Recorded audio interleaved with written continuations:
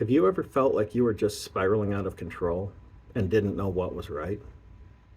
My name's Travis, and I've been right where you are.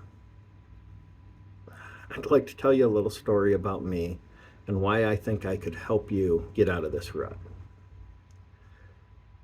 So, things started in 1995 when the person I had been seeing for about 6 months had told me she was pregnant.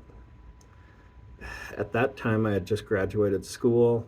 I was scared. I was nervous. I didn't know what to do. I was only 20 years old. I hadn't even had my 21st birthday yet. So I decided to do the right thing and ask her to marry me. In February of 1996, we were married. We had our son in July.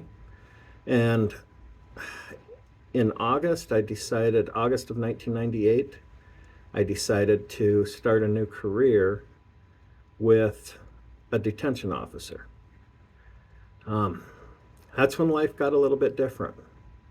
Things really got bad with my marriage. I found out that she had been having affairs, several of them, about four of them in the 2 years we had been married. Um, she she ended up wanting to hurt herself because she felt guilty for having the affairs. She just wasn't happy and she was depressed all the time. She ended up in the hospital, and during that time, we decided to try marriage counseling to see if we could fix our marriage. Things seemed to get better, and then in 2003, I decided to try to advance my career and applied with a small town police department. I was hired, we ended up moving there, and things got really good then. And then one night, we were having dinner at a local restaurant that my wife worked at, and this older gentleman was sitting by himself, so my daughter asked him to join us. We sat and talked, and he had some really interesting conversation. And it was about an hour before I had to start my shift, so I told him to have a good night, and me and the kids left, and I went home and changed clothes and started my shift. I had no sooner gotten my patrol car when I was dispatched to a house for an elderly male who had just shot himself. I arrived and he was still shaking, doing the death twitches, and his arm was covering his face and I couldn't see who he was.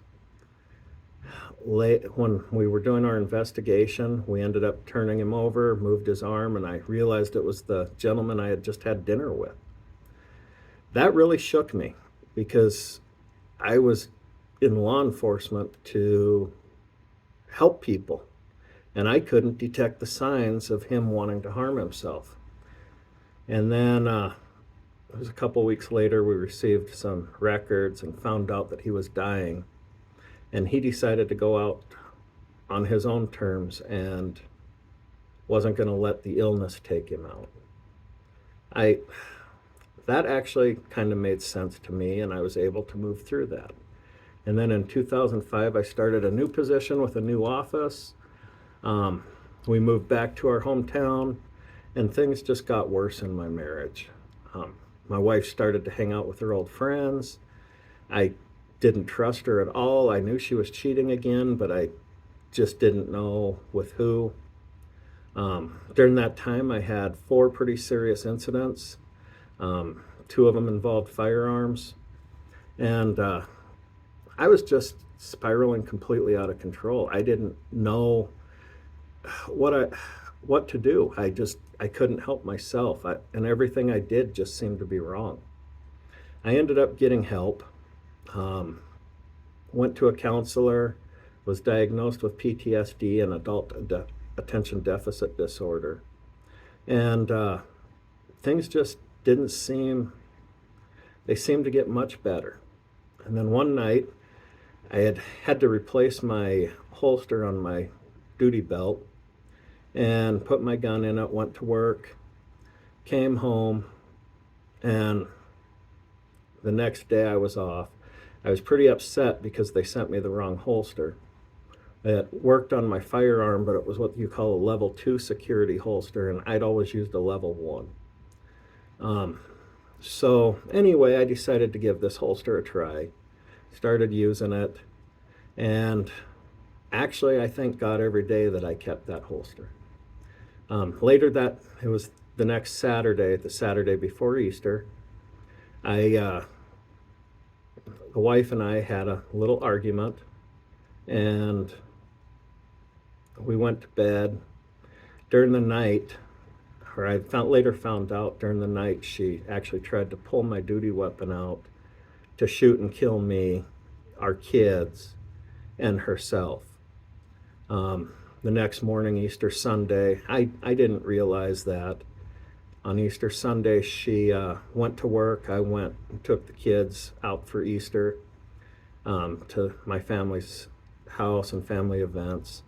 And I received a phone call from her saying she was in the hospital because she had just attempted suicide again.